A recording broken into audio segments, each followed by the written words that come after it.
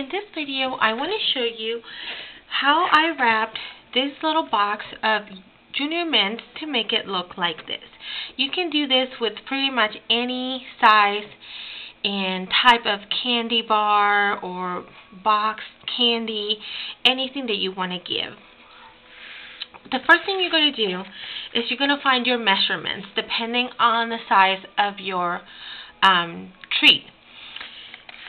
What I did is I measured the length of my box, and this happens to be 4 3/4.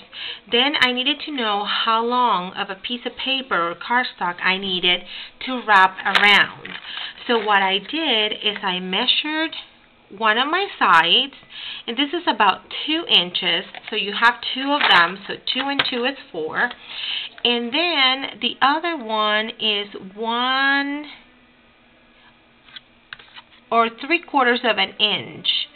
So 3/4 of an inch and 3/4 of an inch is what, 1.5 inches. So 4 and 1.5 is 5.5. So you're going to need about a 5.5 piece of cardstock lengthwise and 4 1/4 the width.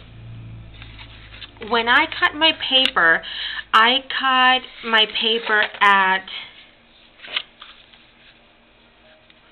4 1/4, but I left it at 8 1/2, the size of the actual cardstock. And then I wrapped it to see what I needed to cut. And I already have this part down because this is my second take on this video. My daughter came home from the movies with her friend, and the dogs were barking like crazy, and then she couldn't come in, so I had to go down and open the garage door for her, and ended up having to cut the video.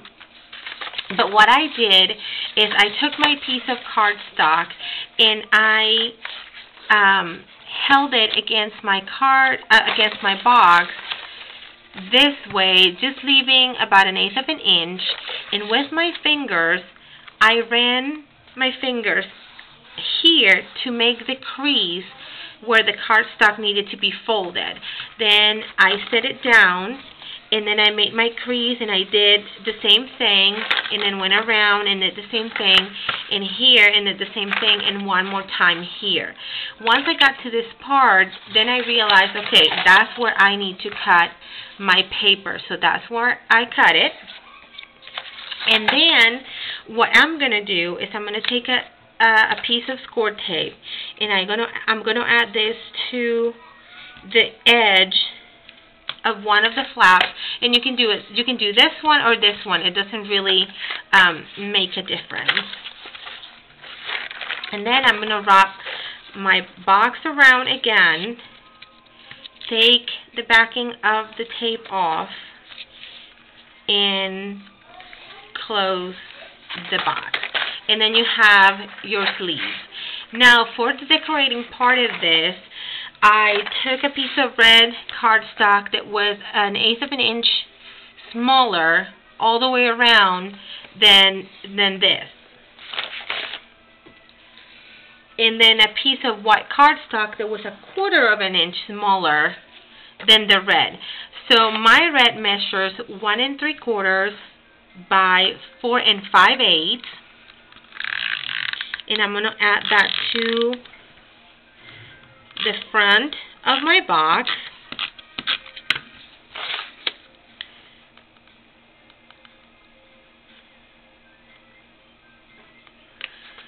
And if you hear some laughing and giggling, it's my 9-year-old with one of her friends.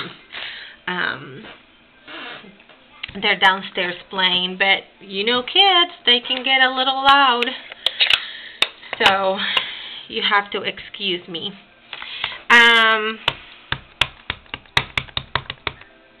Let's see. So now I'm going to stamp this love stamp onto my white cardstock. And I don't know if I told you the measurement of the white, but my white is 1.5 by 4 3/8. And I'm going to stamp that in brown. I'm going to center it, or try to.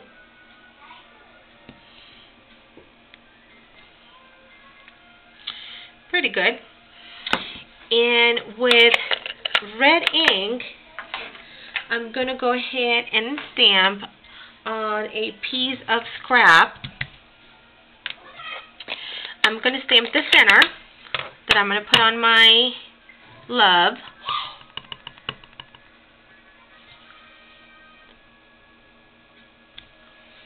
And I'm going to stamp 2 hearts.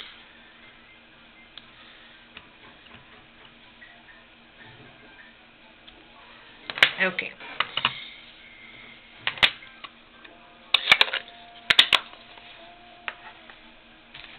Then I'm going to take my 3/4 inch circle punch, and I'm going to punch that little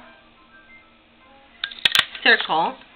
And then I'm going to take my hard punch, and I'm going to punch my 2 hearts.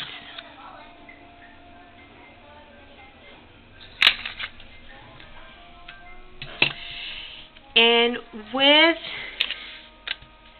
I'm going to add this with dimensionals to my love, but I'm going to go ahead and add this first to my box.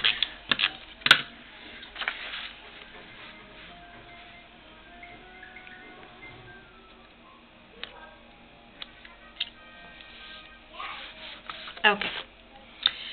Then I'm going to take a dimensional,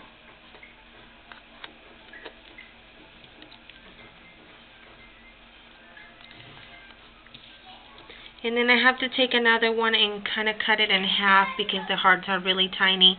You can probably use the edges of your stamping dimensionals for this. Anything that you have will work. And then I'm going to put 1 heart at one end and the other heart at the other end, and there you have it. And you can use this technique basically for anything that you want to give, just to give it a little bit more, you know, decoration, make it look good. I hope you enjoyed this tutorial, and if you have any questions or any comments, let me know. Thank you. Bye.